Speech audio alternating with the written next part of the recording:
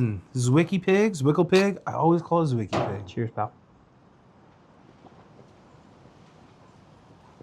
Oh, yeah. God damn, that's good. Yeah. That's so good.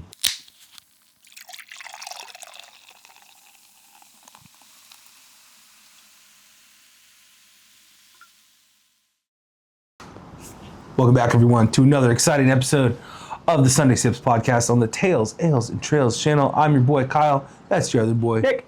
In the flesh. We're here with a non-local, but local in our hearts. This is, we've done a couple of beers from this brewery already. In the past, yeah. It is truly near and dear to our hearts. It's from your hometown. Yep. We're doing another MT, a little Morgan territory brewing. This beer is one of their staples. Yeah, I think it's pretty a solidified year-round hazy beer that they do. Yeah. It's been around in the rotation for a long time for Morgan territory. Yeah. And it's hard to beat. It really is. It's a very, very good beer. We're doing the Hazy Double IPA Zwickel Pig. Zwickel Pig. Let's go. I had this on my flight the first time that I was in Morgan territory, because you didn't pick a beer that was below 8%. So we went 8 and up. We're trying to give you the full experience. Oh, I had an experience. You were driving, and I was in the passenger seat going back to your house, having a grand old time. Yeah. So you want to give her a pop, and then we'll talk about it. Yeah. And here we go. Ready? 3, 2, 1. Oh yeah, that's how it should be. Yeah. We've done a lot of different beers in this podcast, and this is, for all intents and purposes, the first recording of Sunday Sips of 2026. True. Which is exciting. Yeah. We had banked some because, holidays. Wanted to keep pumping them out weekly for you, obviously, but this is the first official recording of 2026. And as much as we have, we've done a ton of different beers. And for whatever reason, we just haven't done, at least in recent weeks, we haven't done a ton of hazies. Yeah. I feel like hazies have kind of fallen off our radar a little bit. So I'm very excited to get back to something that is pretty much as hazy as it gets. Yeah. A hazy double. It's going to be a fun one. The other thing I want to address before we really dive into Zwickel Pig and talk about everything else is the first episode that you'll see this January that's already out, I believe it came out today, is a non-alcoholic beer. Yeah. And there was kind of an idea that we were going to go back and do a bunch of NAs to start the year. And we kind of were talking about it and really mulling it over, and I don't know if that's the right message to put out this year. I mean, you're looking at 2026, as much as, and for those of you who saw the Instagram post, this is old news, but you look at 2026, you look at the way things have been for the craft beer industry, the decline in sales, the decline in drinking. And you see all these really iconic breweries that have gone under. I think about 21st Amendment. Yeah. I think about whatever your opinion was of their management practices, Rogue Brewing was an iconic, large brewery for a long time. Things have been really tough for craft beer. So we talked about it, and we're going to do our small part in continuing to support these breweries. And I think that means not doing a dry January, at least not on camera. Yeah. Really continuing to kind of talk about these beers, talk about these breweries, and do our part to kind of promote them in whatever small way we can. Because I think every bit helps right now, especially in an economy or in a society where things are taking a really crazy shift for craft beer. So that's a long way of saying we're not going to do dry January, at least not on the podcast. Not on the podcast officially. And that doesn't mean we're not going to do the non-alcoholic beers. Sure. We are going to do, Nick and I have talked about certain ones that we want to definitely hit. Right. And those probably will come sooner than later. Probably a couple of them this month or something like that. But they'll just be more eased in instead of, just going a full on dry, which I feel like that's the kind of the right way to do it. That's where you want to be, right? Just every now and then you don't have kick back on the alcohol. You know? Exactly. Yeah. Exactly. But yeah, let's take a sip of this and Zwickel Pig. I always call it Zwicky Pig. Cheers, pal. Oh yeah. God damn, that's good. Yeah. That's so good. Yeah. That's All right. smooth. Zwickel Pig. Zwickel Pig is a lot of fun to say, and actually a piece of equipment we use in the brewery. The Zwickel is the same port on fermenters, and the pigtail. Sorry, I'm gonna back up. The Zwickel is the sample port on fermenters, and the pigtail is an attachment to sample carbonated beer straight from the tank.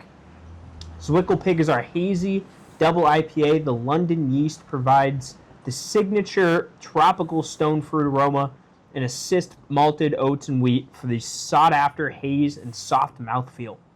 Generous amounts of crush, in parentheses citrus and stone fruit. Yeah. Azaka, tropical, and strata hops were used to achieve its signature flavor and aroma. Yeah. Which, I mean, one sip you can catch a bit of all of that. Yeah, medium bodied, medium carbonation, very fruity aroma. Yeah. Yeah. I like the hoppy taste kind of comes in after. Mm-hmm. It's very fruit forward first, I feel, and then blends into like a hoppy taste. Yeah. It's almost like the bitterness holds off real quick and then kind of hits you on the back end. 100%. And I feel like that provides with a very smooth, drinkable, what is hazy double IPA. Yeah, I mean, yeah. We're not beating around the bushes. For it being 8% and for it being, a double, yeah, it is pretty gosh darn smooth. Yeah. It goes down easy. Yeah. It's got great flavor to it. It's got a full-bodied flavor for sure. 38 IBUs, right on the point. I can't hide this from you. I know, I saw it already, unfortunately. 38 IBUs seems actually spot on because it's not like an overly bitter beer. That fruit and aroma while you're drinking it definitely puts it like on a sweeter side. Yeah. Especially like I keep saying like a hazy double IPA, especially for something that like sounds when you say it super heavy. Yeah. I mean, it's an 8%. Yeah. So, I mean, you've got a couple of these and you're doing great. Doing right. Doing all right. Fantastic. Yeah, dude, this is, if you were to give me like 3 beers from Morgan Territory that I, for the rest of my life, this would probably have to be on there. I think it'd be in the mix, Just because it's like all encompassing. Yeah. Yeah. I think you put a Bees Better Have My Honey on there. And then probably a stout for me. Yeah. One of their barrel aged ones. Yeah. But I mean, I wouldn't be mad. It's so good. The little Moontime. Yeah. Yeah. So a little bit of plugs. Have we done Moontime? Oh gosh, have we? If we haven't, that's what we should be doing at some point. Because Moontime is, if this is their classic hazy double, Moontime's kind of their signature hazy in general. Right. Like that's the beer that you'll find out at, bars around town in Tracy. Even in places like up here in Chico, you can find Moontime on tap. Yeah. We are going to get you. I know we promised. We are going to get you that list fully. I'm going to say this. By the time this episode drops, that list will be out. Hell yeah. That you can reference. You can see where this is going to rank with the hazies that we've tried in the past. Yeah. You can see where it ranks overall. In a perfect world, it's going to be intuitive to where you can sort and do that sort of thing. I'm still working on that, but just a link at the end of the bio, or link in the bio in the description. It'll just be consistently updated. Yeah, by us. And because the problem is once we have that list, or what the best thing is once we have that list going, it'll be easy to continue maintain. But going through and this is episode 62. Yeah. So 62 different beers that we have to catalog. Absolutely. It would have been great if I had started it from the get go, but we don't always have that foresight. I mean, you guys have seen us evolve throughout this process, and we were just kind of throwing shit at the wall. Oh yeah, we were just going for it. Yeah. We're still going for it to a degree. I want to get some plugs in. Do it. I think that's become a bit of a staple of this edition of this segment of Tales, Nails, and Trails. When this comes out, our episode with Bell's Brewing will have just dropped. Yeah. So make sure you go tune in, check that out. It's our first virtual interview. So that was a little bit different of an experience, but at the core of it, still a really fantastic discussion with the head brewmaster and the brand brewery experience manager for Bell's Brewing. And, we it was one of those situations where, if you guys remember the founders interview, I got this opportunity to talk to them in person when we were in Michigan for a wedding. I gave an email out to Bell's as well, and the timing just didn't work out. They weren't available that weekend, but they did offer a virtual. I'm like, of course I want to talk to Bell's. Of course I want to talk to this iconic Midwest brewery. That actually one of our cats, our late pet Obi, was named after their Oberon Ale. So that one's added a little extra sentiment between when we recorded it and when it came out. So that one, check it out. It's available right now. We can leave a link in the description for people to find it easily. Next week, we are continuing our series with talking to prominent mountain bikers, prominent outdoor creators. We've got Joe Foft, the Colorado Kid, which I'm very, very excited about. He was such a fun time, such a nice guy. Kind of follows up after our most recent episode with Biker B1, Robert. He was great. He was an awesome guy to talk to. So we're trying to get that mix. We're trying to continue to put a spotlight on these breweries, on these craft establishments, but since we're all so passionate about the outdoors, we love getting out and exploring.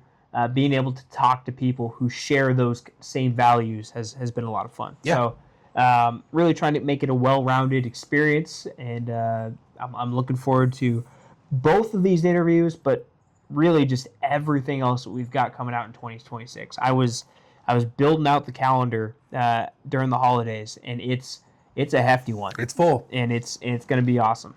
It's full. Dude. Super excited. We're only, 3 days into this beast of beer. Yeah, big year. Big year. Squad Abroad. 4 days. Squad Abroad. Squad Abroad 2026. Squad Abroad. We are closer to Squad Abroad than we've ever been. Yeah, that's true. God, how cool would it be to We're going to St. Martin's. Going to St. Martin's. How cool would it be to do a podcast on St. Martin's with... We could fit time in to record one Sunday Sips. We're there for a week. Yeah. We could do one Sunday Sips with the local beer. On the beach. Stay tuned for that. Hold your breath. It's coming. It's going to be a few months, but... It's coming. Dude. Back to Zwickel Pig. Yeah. I am finding this harder to suck down the more that we're trying to get this done in a timely manner for the episode. This is traditionally a beer that I would probably sit on for a little bit. Yeah. It is just not flavor, because I was saying flavor wise it's not heavy, but the feeling of it is pretty dang, pretty heavy. Yeah. There's some weightiness to it. We also just got back from brunch. That's true. So that's true. I'm sure there's some hash browns and potatoes still roaming around down there. But it doesn't change the flavor. It's still delicious. It's so cool. You can see the sediments in the beer in here.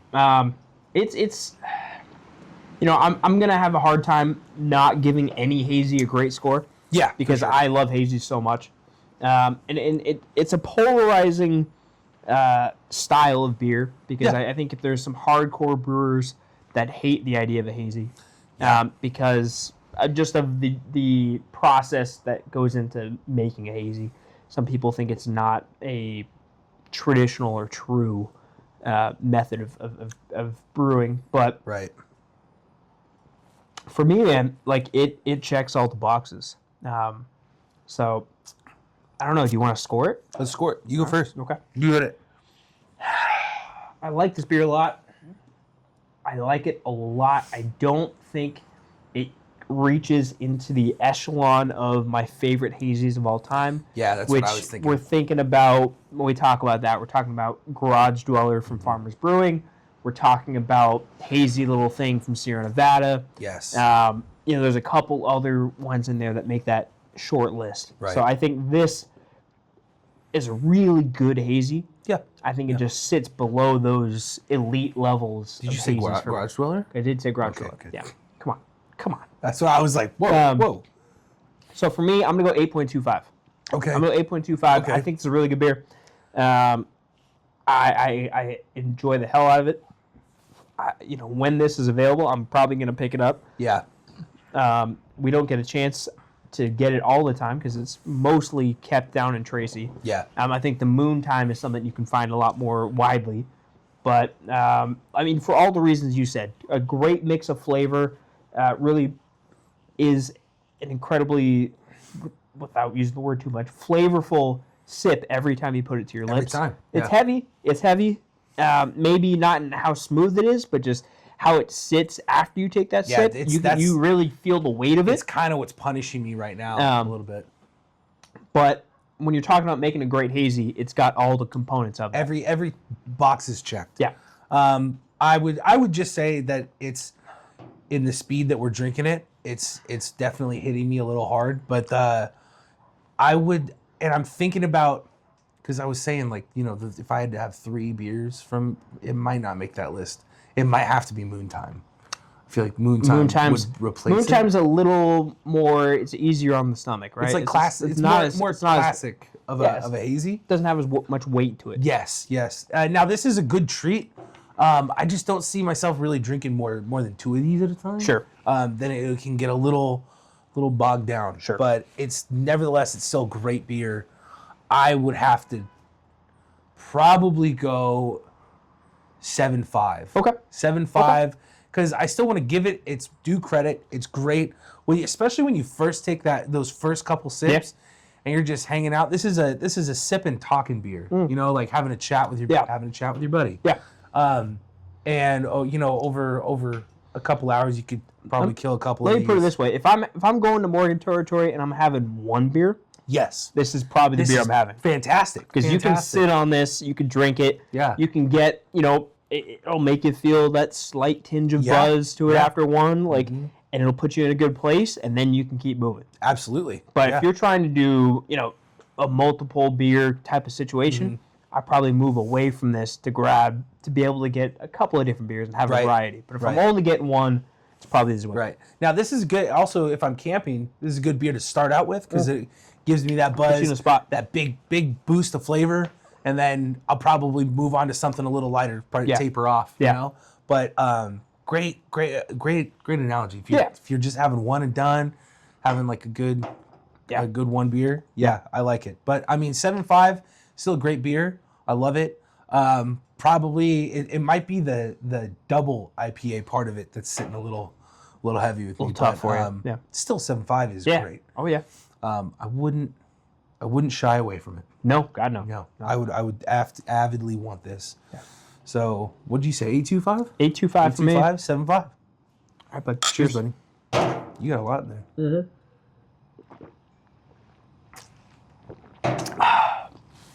Not a chugging beer. Woo! Still delicious. I love it.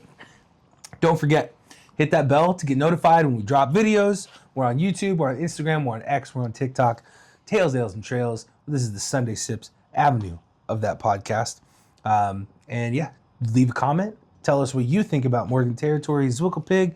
What's your other Morgan Territory, your favorite beer? Tell us what beers we should do next. And don't forget, you crack one for us, we'll crack one for you. Cheers. Take care.